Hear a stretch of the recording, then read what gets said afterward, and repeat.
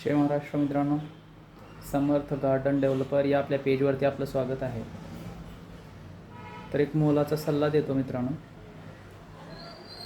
जर तुम्हाला व्यवसाय करायची लाज वाटत असेल ना, तर तुम्ही बळजबरीनं व्यवसायाच्या भानगडीत पडू नका. कारण व्यवसायामध्ये कसं असतं माहिती का, की सगळ्यात पहिल्यांदा आहे ना, आपली लाज सोडून द्यावं लागतं.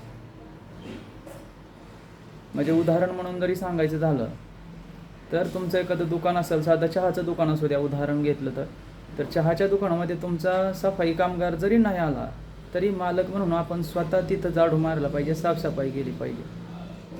किंवा दुसरा एखादा कारागीर नाही जरी आला तर आपण स्वतः चहा कस्टमरला पोच केला पाहिजे, सर्व्हिस केली पाहिजे. या गोष्टी जर तुम्ही करू शकत असाल, स्वतःची लाज बाजूला ठेवून करू शकत असाल, तरच तुम्ही धंद्यामध्ये बिझनेसमध्ये उतरा. नाही तर तुम्हाला जर लाज वाटत असेल तर धंद्याच्या भानगडीत पडू नका, व्यवसायाच्या भानगडीत पडू नका. तुम्ही आपलं ते 9 ते 5 जॉब करा आणि त्याच्यामध्येच तुमचं आयुष्य संपवून टाका.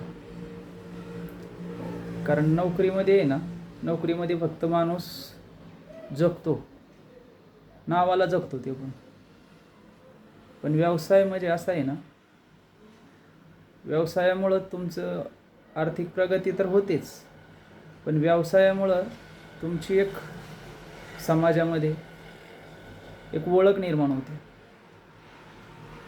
आणि ती ओळखच भविष्यामध्ये तुम्ही काय आहे आणि कोण होणार हे दाखवून देत असते. तर सर्व मित्रांना हाच संदेश आहे की धंदा करायला लाजू नका, उद्योग करायला लाजू नका. बाहेरच्या राज्यातले आपण बघतो 10-10, 15-15 वर्षाची लेकरं कुठं पाणीपुरी विकतात, बेळपुरी विकतात, फुटाणं विकतात, चणं विकतात. त्यांना लाज वाटत नाही का? कारण त्यांना माहिती आहे याच्यामध्ये पैसे जास्त मिळतात. आपल्या महाराष्ट्रातल्या पोरांना काय म्हणजे लाज वाटायची गरज आहे?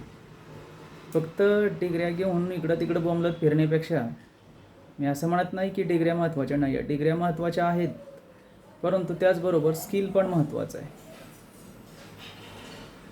एखादं स्किल शिका, त्याच्यावरती फोकस करा आणि त्या स्किलच्या माध्यमातूनच तुम्ही तुमचा बिझनेस करा, व्यवसाय चालू करा.